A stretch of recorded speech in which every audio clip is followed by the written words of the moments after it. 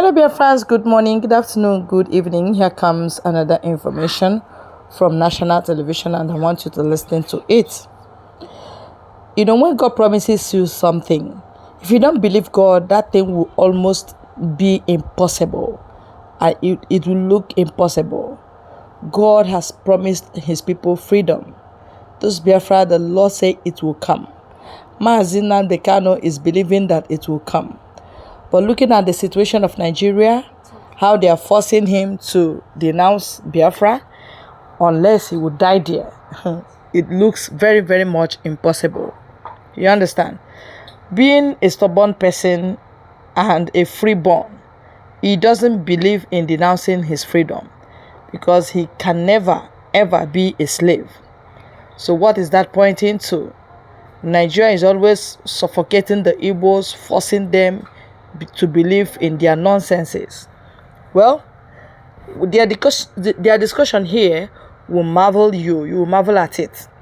Because this is not how democracy should go. I want to leave it here so that you will understand. Let's go. Discuss this request by Nnamdi Kanu's family to Southeast governors, as well as how to break the logjam arising from his prolonged trial. Good afternoon, Mr. Shobwale. Thank you for being here. Good afternoon. It's a pleasure of being here. Now, this plea it doesn't seem like it's far-fetched. He's been in detention for about 3 years. What do you make of it? Is it time for an intervention of the Southeast governors in this case? Well, I think the call of the Southeast governors is misdirected, get me, and unfair to the governors. You see, there is I will start with a quotation from Henry V. You know, Shakespeare, one of Shakespeare's plays. He said that if a child that is by the father sent on merchandise went and miscarried upon the seas, is it the fault of the father? This play is being made by the junior brother of Kanu. He can speak to his brother, get me, to renounce secession. I'm sure he will work out a free man the next day. To call on the governor, so I elected representatives of Southeast, and who know what is on the ground, is turning a political matter into a sociological and family matter. It is not. It is already a legal issue. And the last ruling by the court was that the lower court should accelerate hearing on his case. He was freed before, although while in detention, he fled to Kenya. He was retrieved from there, and his trial went on. If his health is not okay, that is the fault of the people. He should not die on account of ill health in government's custody. You get me? Because people are contesting the legality of that custody. This is in court. I don't want to comment on something in court. But you see, it is unfair, again, for them to call on the Southeast governors. Because you put them in a cul-de-sac of sorts, a no-win situation. Like I said the other time, blood is thicker than water. There's no doubt that Igbos generally have empathy, sympathy for him. But it is a path they had followed before, and which they regretted. You get me? Although the government was magnanimous enough to accommodate the leader of rebellion then, Odimogu Ojukwu. And ever since, we've moved on. Our motto is unity in diversity. And the core matter of disgruntlement in this arrangement is discrimination, North-South discrimination. We all suffered it. When I started out as a civil servant, then I went into the bank. You see, in the bank, when government took over banks, they would just send northerners who never met you in the university as executive directors, whereas you are planning, sliding up. Even my mates who remained in the public service, only one got to be from the South. You get me? Only one got to be deputy permanent secretary. As Dele Adeola is dead now. So, we have all suffered on account of this North-South something.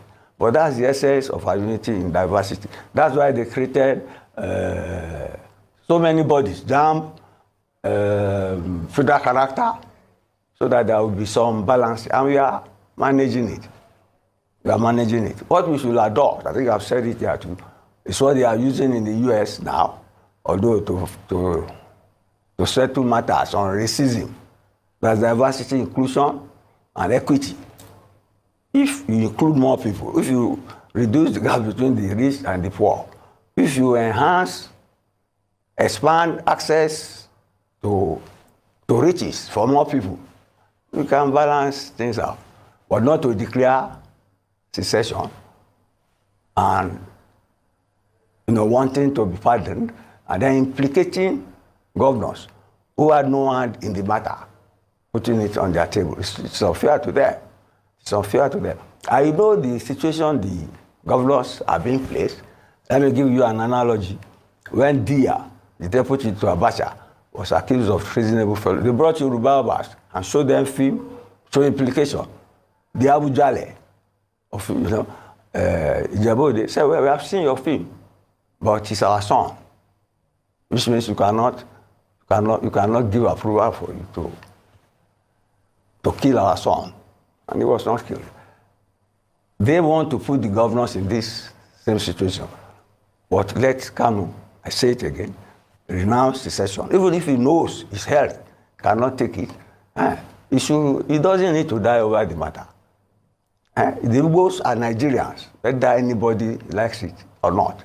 And sooner than later, an Igbo will be president in this country. It's just a matter of time. So there is no need for any rebellion. And there is no need to implicate four governors in a matter that should not really concern them, since it is in the court.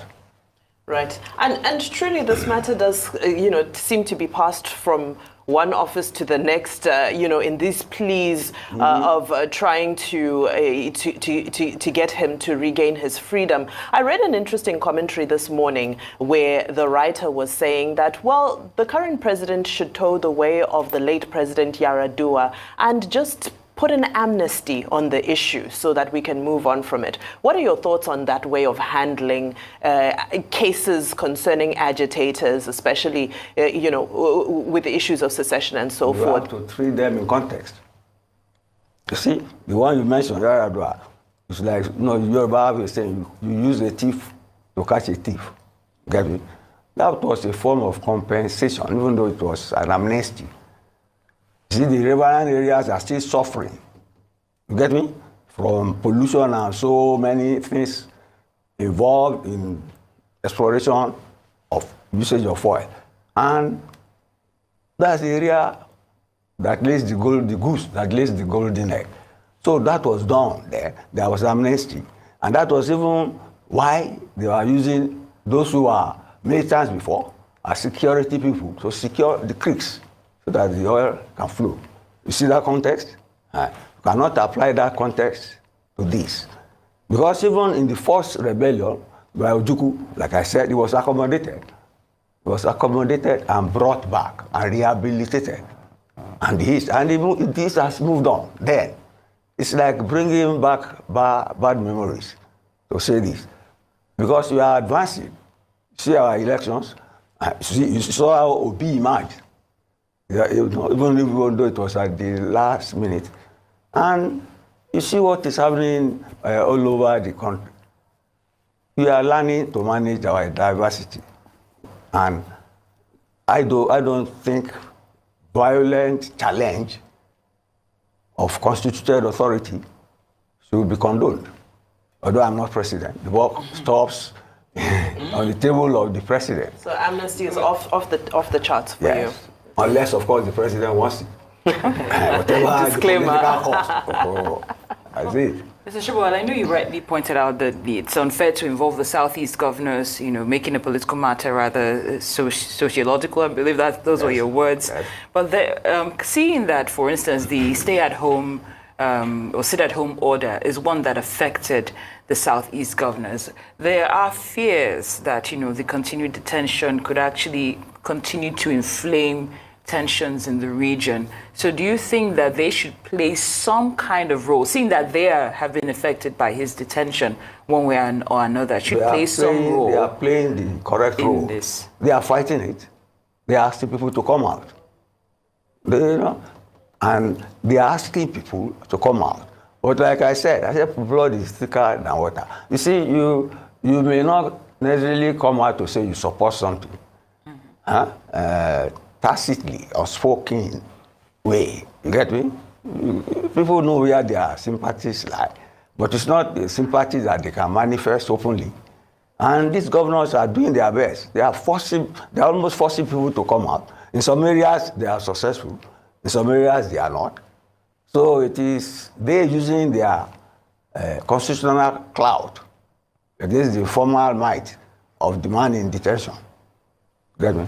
And you see, he said the other time that if he just snapped his finger like this, that would be the end of the matter. But he doesn't need to snap his finger. Let him renounce secession today. I'm sure he'll be out of prison tomorrow.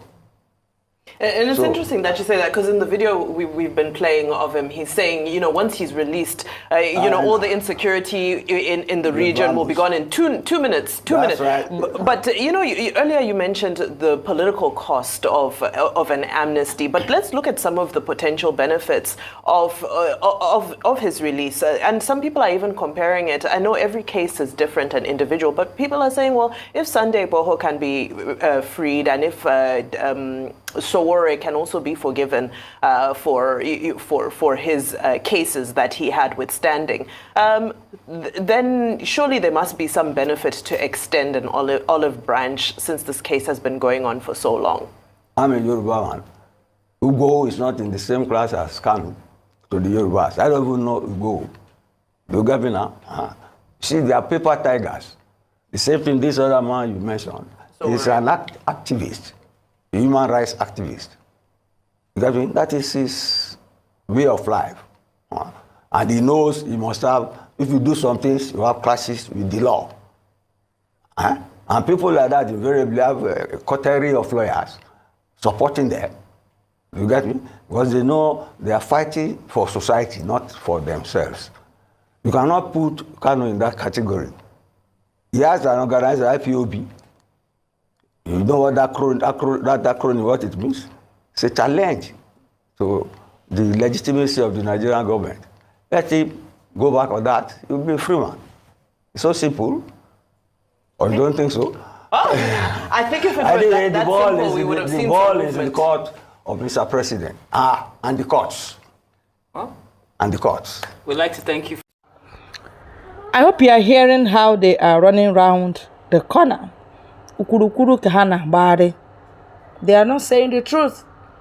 And I wonder the kind of dark enclave we are in. This Nigeria is dark, where truth is buried, and they lay some weight on it so that it will never surface. Even when it surfaces, they will tell you it's not true. So Nnamdi Kanu is waiting for justice. Let justice prevail. You cannot tell us that we don't have rights to choose what we will be or where we want to belong. That is cohesive. And if you have or receive counterforce, it could be a bust. You understand? And every sensible person should not look out for that. Because that bust, you never can tell what it will be. You never can tell if you will survive it or not. And that is it. Thank you very much. Please continue to pray for Nnamdi Kanu to have justice. There's nothing God cannot do. If truly God said Biafra will come, let Biafra come.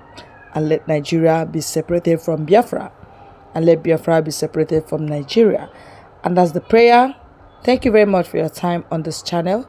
God bless you.